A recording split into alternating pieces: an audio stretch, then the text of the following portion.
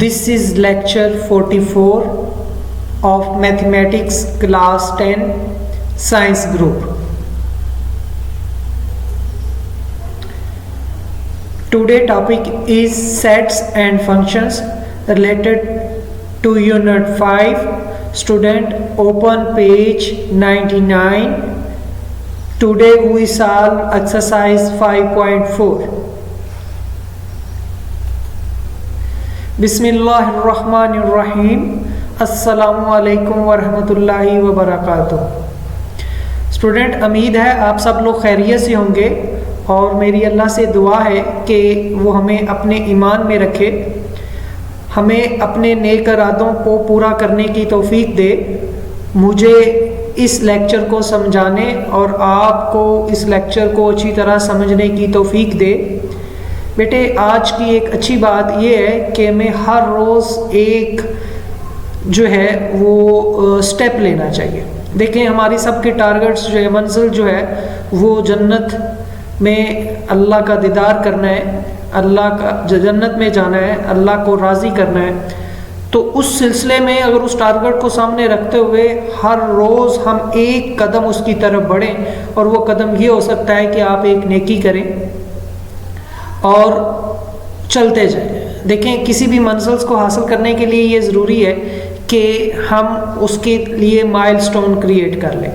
तो हर रोज़ या हर लम्हे या हर आवर्स में या हर मिनट में अगर हमें याद हो तो एक नेकी जो है वो हमें करनी चाहिए। और अगर ज़्यादा नेकियां कमानी हो तो हदीस में है कि हम दुरूद इब्राहिम पढ़ लें, ठीक है, दुरूद पढ़ लें प्यारे नबी सल्लल्लाहु अलैहि वसल्लम पर, तो उससे 10 नेकियां मिलती हैं। तो चलें, इसको दुरूद पढ़ लीजिएगा आप सारे।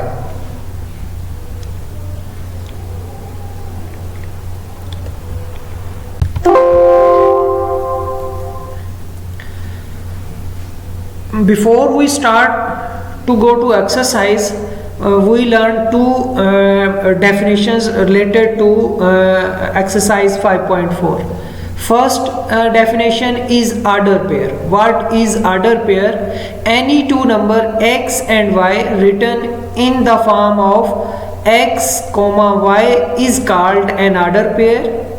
In order pair, the order of number is important. That is, x is first coordinate and y is the second coordinate. For example, 3 2 is different from 2 3 because in first example 3 is x and here 2 is x, ठीक है। इन obvious that x, y is not equal to y, x, यानी order pair में जो है 3 2 जो है 2 3 के बराबर नहीं होता unless x और y जो है वो एक दूसरे के इक्वल ना हो। Note that x, y and s, t if x is equal to s and y is equal to t, ये दोनों ऑर्डर पेयर में अगर वो इक्वल है तो x जो है वो s के बराबर है और y जो है वो t के बराबर है, तभी वो ये दोनों इक्वल हो सकते हैं, यानी वो नंबर सेम हो तब वो इक्वल हो सकते हैं। ये इंपॉर्टेंट चीज़ है जो एक्सरसाइज में भी इसका जिक्र आएगा। तो ऑर्डर पेयर की डेफिनेशंस जो है वो आपने तैयार कर लेनी है। अब आ जाए सेकंड डेफिनेशंस के ऊपर, और वो है कार्टेशियन प्रोडक्ट की। तो Cartesian product of two non-empty set A and B denoted by A cross B या AXB consist of all ordered pairs XY such that X belong to A and Y belong to B, यानी वो जो है Cartesian ऐसा product होगा जिसमें A cross B यानी A element को B के साथ बारी बारी करके हम लिखेंगे और उसमें पहला जो एलिमेंट होगा वो X से बिलोंग करता होगा और दूसरा एलिमेंट जो होगा वो Y से बिलोंग करता होगा, ठीक है। तो इसको नीचे एग्जांपल भी दी है। अगर if A is equal to 1 2 3 and B is equal to 2 5 then find A cross B and B cross A। तो A क्रॉस B जो है वो इक्वल होगा 1, 2, यानी ये 1 जो है इसको बारी बारी इसके साथ और इसके साथ करेंगे, ठीक है, इसके साथ, और फिर जो है इसी 1 को इसके साथ करेंगे तो 1 2 आ गया, ठीक है। फिर 1 5 आ गया। अब 2 को ले लें, 2 को भी इसी तरह 2 2 एंड 2 5। फिर 3 को भी इसी तरह 3 2 एंड 3 5। ये A क्रॉस B हो गया, ठीक है। Since set A has 3 element and set B has 2 element, तो इनका प्रोडक्ट जो होगा वो कितने एलिमेंट के बराबर होगा? 6 एलिमेंट के। तो हम काउंट कर लेते हैं, 3 multiplied by 2, 1 2 3 4 5 and 6 order pair इसमें शामिल हो जाएगा। इसी तरह B क्रॉस A, लेकिन B क्रॉस A में हम क्या करेंगे? 2 1 के साथ और 2 2 के साथ और 2 3 के साथ, फिर 5 1 के साथ, 5 2 के साथ एंड 5 3 के साथ, 2 1 2 2 2 3 5 1 5 2। लेकिन उसमें B हम पहले लिखेंगे क्योंकि उसमें इंपॉर्टेंट होता है। जो हमें पता चल रहा है कि ऑर्डर पेज जो है वो दोनों एक दूसरे के बराबर नहीं है। 1 2 इसमें कोई भी नहीं है, इसलिए ये इक्वल हो ही नहीं सकते, ठीक है। तो ये दो इंपॉर्टेंट डेफिनेशंस थी एग्जाम के नुक्ता नज़र से भी और वैसे भी हमें नेक्स्ट एक्सरसाइज के लिए।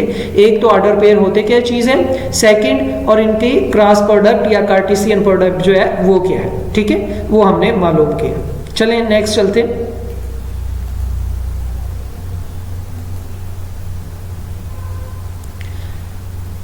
This is exercise 5.4। इसमें टोटल 5 क्वेश्चंस हैं। अगर स्टूडेंट्स गौर से देखें तो इस सब में जो है वो क्वेश्चंस 3 तक जो है क्वेश्चंस 2 तक इसमें क्रॉस प्रोडक्ट मालूम करना है। क्वेश्चंस 4 भी क्रॉस प्रोडक्ट है, लेकिन ये इसमें ऑलरेडी उन्होंने दिया हुआ है। और क्वेश्चंस 5 जो है उसमें नंबर ऑफ एलिमेंट्स मालूम करने हैं, वो कंपैरेटिवली आसान है। तो फर्स्ट 2 क्वेश्चंस एक जैसे हैं, इसमें A क्रॉस B और B क्रॉस A है और इसमें A cross B, B cross A, A cross A और B क्रॉस B मालूम करना है, ठीक है। तो ये फर्स्ट 2 क्वेश्चंस चलें पहले इनकी तरफ चलते हैं।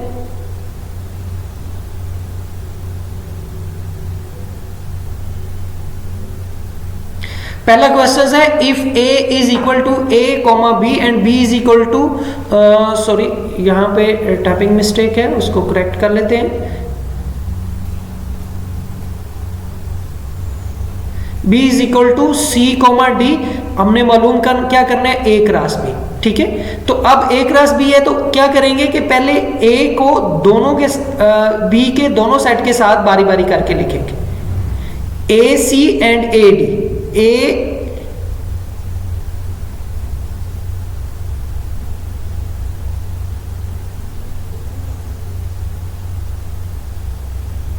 AC लिखेंगे, यहां पे गलती है, एंड उन्होंने ठीक लिखा है, वहां उन्होंने वैसे सेट करके लिखा है। तो मैंने ऊपर बताया है, तो हम क्या करेंगे? AC and AD। तो A को C से किया तो AC आ गया और A को D से किया AD आ गया, ये 2 हो गया। अब हमने सेकंड लेना है, तो B को C से करेंगे और फिर B को D से करेंगे, तो इसमें BC और BD आ जाएगा और उनको कोमा डाल के हम लिख लेंगे। तो 4 ऑर्डर पेयर हमारे बन गए। इसी तरह B क्रॉस A है तो C और B पहले लिख लेंगे और A बाद में लिखेंगे, तो CA एंड CB ये आ गया। फिर DA एंड DB, ठीक है, DA एंड DB, DA और फिर DB, तो DA/DB ये 2 क्रॉस प्रोडक्ट हो गए। कंपैरेटिवली आसान सवाल है, मुश्किल नहीं है, थोड़ा तवज्जो से करेंगे तो आपको आसान लगेंगे। सेकंड क्वेश्चंस पे आ जाए, सेम उसी तरह का क्वेश्चन है, इसमें कोई खास मुश्किल नहीं है। इसमें भी क्रॉस प्रोडक्ट ही मालूम करना है, लेकिन अब यहाँ पे हमारे पास 2 सेट हैं, एक A सेट है एक B सेट है, और उसमें हमने क्या मालूम करना है? A क्रॉस B मालूम करना है, B क्रॉस A मालूम करना है, एक को A से करना है और B को B से करना है। तो अब हम क्या करते हैं कि इसमें B क्रॉस A वाला, बाकी दूसरे भी हैं, तो वो हम पहले कर लेते हैं, या A क्रॉस B पहले करते हैं और उसमें A क्रॉस A पहले मालूम कर लेते हैं। तो A क्रॉस B में ये है, तो इसको 0 को -1, फिर 0 को 3 के साथ, फिर 2 को -1 के साथ और फिर 2 को 3 के साथ, ठीक है। और फिर 4 को -1 के साथ और 4 को 3 के साथ। तो अब हम देख लें, 0 को -1, फिर 0 को 3, फिर 2 को -1 एंड 2 को 3 वो मिस कर गए हैं, यहां पे मैं लिख देता हूं 2 को, ये एक ऑर्डर पेयर वो मिस कर गए, ठीक है। तो 2 को 1 के साथ एंड 2 को 3 के साथ, फिर 4 को -1 के साथ एंड 4 को 3 के साथ। तो 1 2 3 4 5 6, 3 मल्टीप्लाइड बाई 2 6 ऑर्डर पेयर बनते हैं। इसमें एक ऑर्डर पेयर मिस है, वो यहाँ पे आएगा, ठीक है। ये ए क्रॉस बी है। इसी तरह बी क्रॉस ए होगा लेकिन उसमें बी सेट पहले लिखेंगे और ए सेट बाद में लिखेंगे, यहाँ पे ये डिनोट कर रहे हैं, ठीक है। तो ये क्लियर हो जाएगा।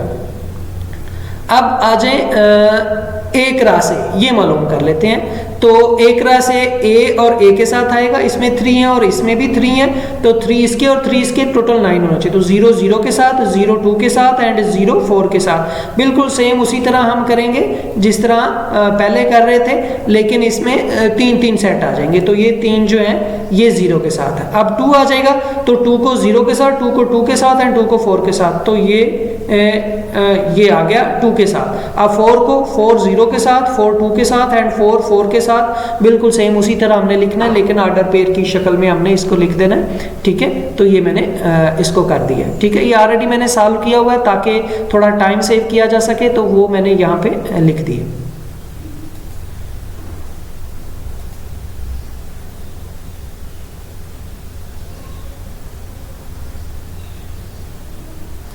चलें अब क्वेश्चन 3 के ऊपर आ जाएं। क्वेश्चन 3 में हमने क्या करना है कि 2 ऑर्डर पेयर इक्वल है, तो उसमें हमने ए और बी की वैल्यू मालूम करनी है। तो पहले फर्स्ट क्वेश्चन के ऊपर आ जाएं। फर्स्ट क्वेश्चन में हमें यहाँ पे एक ऑर्डर पेयर दिया हुआ है कि ये a-4 एंड 6-2 जो है वो बराबर है 2 और 1 के। तो इसमें हमने ये 6 नहीं है, ये b है, इसको करेक्ट कर लें क्योंकि ये b है, 6 नहीं है, गलती से लिखा गया, ये b है। तो a-4 इज इक्वल टू 2 है और b-4 इज इक्वल टू 1 है, क्योंकि दोनों हमने पहले डेफिनेशंस में पढ़ा था कि फर्स्ट एलिमेंट के और सेकंड एलिमेंट के बराबर होता है जो भी हो। तो इसको मैंने अलग अलग लिख लिया ताकि थोड़ा अंडरस्टैंडिंग भी डेवलप हो सके। तो a-4 इज इक्वल टू 2, 4 उधर जाके प्लस हो जाएगा इक्वल के, 2 + 4 6, तो a की वैल्यू क्या आ जाएगी 6। इसी तरह b-2 इज इक्वल टू, ये पूरे का पूरा जो है b-2 जो है वो किसके बराबर है, इसके बराबर है। तो b-2 इज इक्वल टू 1, 2 इधर आके प्लस हो जाएगा, -2 इधर आके, तो ये 3 हो जाएगा। b की वैल्यू क्या आ जाएगी 3, तो a की वैल्यू 6 एंड b की वैल्यू क्या आ गई 3। सिमिलरली इसी तरह यहाँ पे भी हम करेंगे। इसमें जो फर्स्ट पार्ट है वो 2a + 5 इज इक्वल टू 7 के बराबर है, उसको हम देख लेते हैं पहले। 2a + 5 इज इक्वल टू 7, 5 उधर जाके सब्ट्रैक्ट होगा, तो यहाँ पे क्या आ जाएगा मेरे पास, खाली 2 आ जाएगा। 7 में से 5 निकालेंगे 2 आ जाएगा।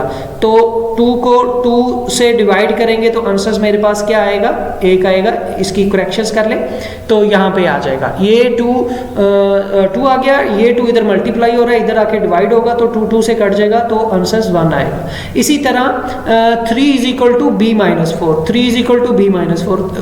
तो अब हम क्या करेंगे, b को इधर ही रहने देंगे, ये 4 को उधर ले जाएंगे, तो ये मेरे पास आ जाएगा 3 +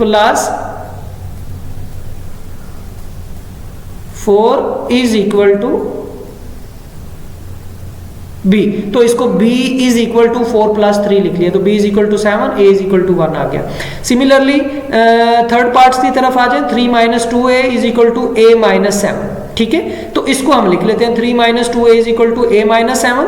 तो इसमें ये दोनों आपस में इक्वल है, ये आपस में फर्स्ट पेयर का फर्स्ट एलिमेंट आपस में इक्वल है। a को हम क्या करते हैं, उधर ले जाते हैं और 3 को इधर ले आते हैं। तो a को उधर ले जाएंगे तो a भी माइनस का हो जाएगा और 2a और a -3 हो जाएगा। 3 इधर आएगा तो 3 भी माइनस का हो जाएगा। तो यहाँ पे आ जाएंगे हमारे पास,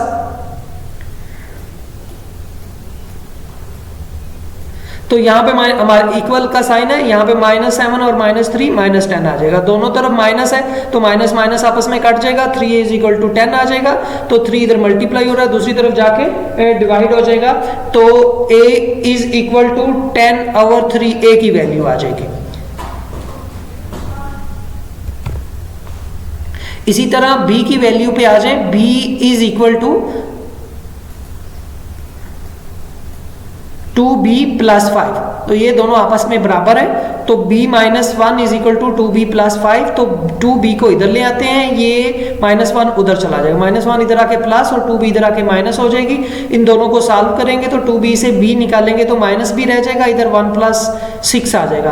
तो क्योंकि कोई भी जिसकी वैल्यू मालूम करनी है उसके साथ साइन जो है हमेशा पॉजिटिव का होना चाहिए, तो ये b जो है -1 दूसरी तरफ जाके अगर इसको -1 से हम डिवाइड करेंगे तो ये आपस में खत्म हो जाएगा और ये -1 इसके साथ जागे, या डिवाइड कर लें या इसको मल्टीप्लाई कर लें, माइनस खत्म करने का एक ही तरीका होता है। या सिंपल एक लर्न पॉइंट कर लें कि अगर एक तरफ वेरी माइनस और वो उसको दूसरी तरफ हम शिफ्ट कर दें तो वो अल्टरनेटिवली चेंज हो सकता है, तो इसको हम b = -6 भी लिख सकते हैं। यहाँ थोड़ी सी करेक्शंस थी वो मैंने कर दी, ये आप लोग जरा देख लीजिएगा, ठीक है बेटे।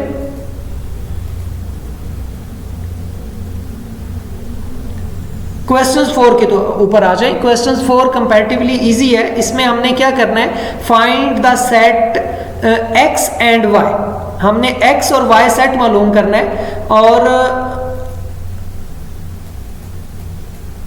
हमारे पास क्रॉस प्रोडक्ट जो है Cartesian product x cross y जो है वो हमें दिया हुआ है। तो इसमें ये हमने लर्न करना है, जो हमने डेफिनेशंस में पढ़ा था कि ये फर्स्ट एलिमेंट जो होते हैं ये x से बिलोंग यानी फर्स्ट सेट से बिलोंग करते हैं, और सेकंड जो एलिमेंट है जिनको मैंने कलर डिफरेंट किया है ये जो है वो b सेट या सेकंड सेट से बिलोंग करते हैं। तो हमारे पास कार्टेशियन प्रोडक्ट है x cross y a b a c a and d a, तो इसमें फर्स्ट एलिमेंट जो है वो सारा x से बिलोंग करेगा, वो हम यहां पे लिख लेते हैं,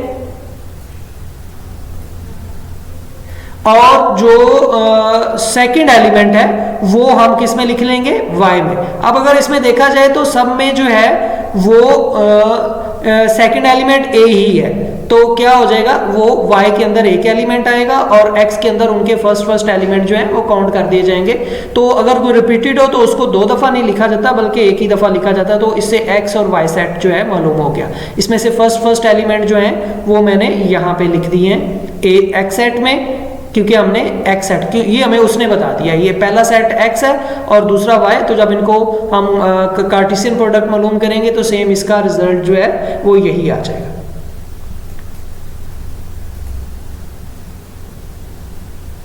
अब क्वेश्चन 5 के ऊपर आ जाए। क्वेश्चन 5 में क्या कहता है कि if x is equal to a b c and y is equal to d and e, y is equal to d and e, then find the number of element इन।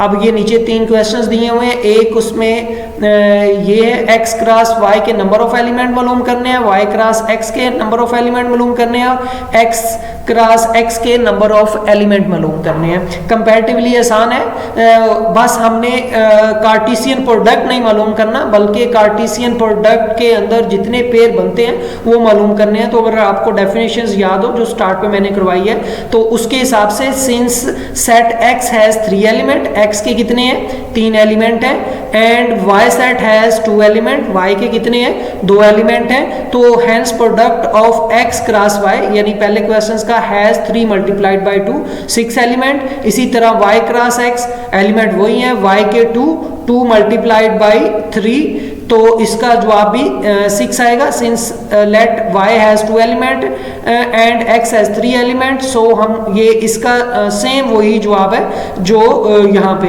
यानी second questions का भी जवाब जो है उसको हम इसी तरह लिखेंगे, hence product y cross x has 2 multiplied by 3, यानी y क्रॉस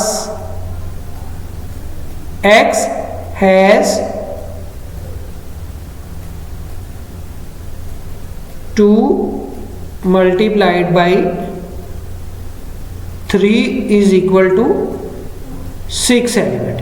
ठीक है, सेम वही स्टेटमेंट है, बस थोड़ा सा आप उसको चेंज करके लिख लेंगे। ठीक है,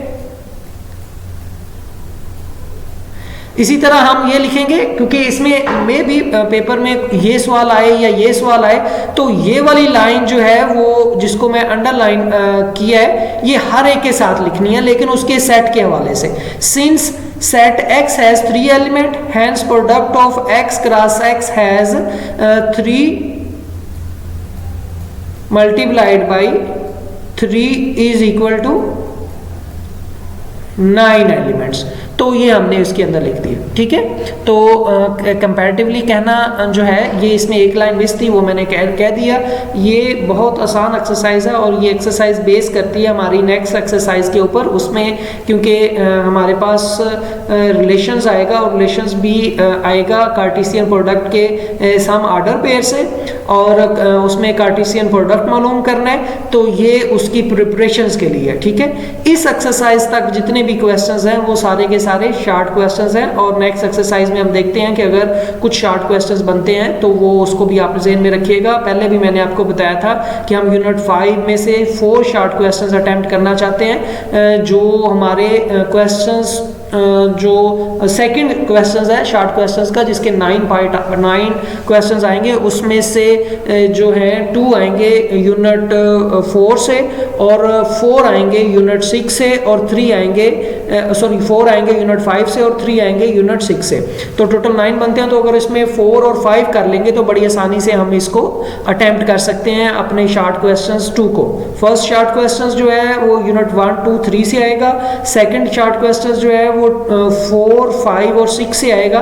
लेकिन अगर इसमें 6 को स्किप भी कर दें तो 4 और 5 से हम 100% अगर अच्छे तरीके से हमारा तैयार हो तो उसमें आसानी से हम इसमें कर सकते हैं। इतनी ज़्यादा डेफिनेशंस भी नहीं है कंपैरेटिव टू यूनिट 6, तो उसमें थोड़ी डेफिनेशंस भी ज़्यादा हैं। तो इसलिए मैं इसको प्रेफर करता हूँ कि बच्चे जो हैं वो यूनिट 4 और 5 तैयार कर लें बनिस्बत इसके कि वो ज़्यादा तैयार करें।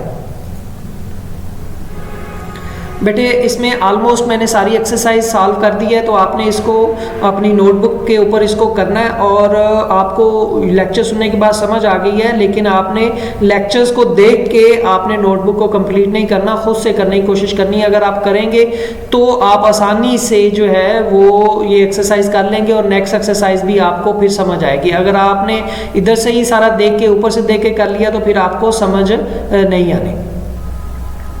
अगर आपको इस एक्सरसाइज में कोई भी चीज़ मुश्किल लगे तो जिस तरह मैं पहले वाले लेक्चर्स में आपको बताता हूँ, इनमें से किसी भी एक तरीका के तहत आप मुझसे वो क्वेश्चंस पोस्ट कर दें और मुझे बता दें। बेटे मैं आपको बार बार कह रहा हूँ कि अगर आपको लेक्चर्स की समझ आए तो आप लाइक के बटन को प्रेस कर दिया करें, और लेक्चर की समझ ना आए तो आप डिसलाइक किया करें, ताकि मुझे थोड़ा समझने में आसान हो जाए कि मैं नेक्स्ट लेक्चर और अच्छे तरीके से प्रिपेयर करके या थोड़ा आसान करके आपको दूँ, ताकि आपको आसानी से समझ आ जाए। ये इससे कोई फर्क नहीं पड़ता कि वीडियो को लाइक किया या डिसलाइक किया किसने की है। बस अगर आपको कुछ सवालों की समझ नहीं भी आई तो आप इंडिकेट कर सकते हैं कि सारी सवाल को दोबारा बता दें। झिझके नहीं, हज़रत अली का कौल है कि जिसने सवाल करने की शर्मिंदगी नहीं उठाई वो उसके इल्म में इजाफा नहीं होगा या उसका इल्म नहीं बढ़ेगा। ठीक है, तो आप इसका ख्याल रखिएगा। टेक केयर, अल्लाह हाफिज़ बेटे, अपना ख्याल रखिएगा।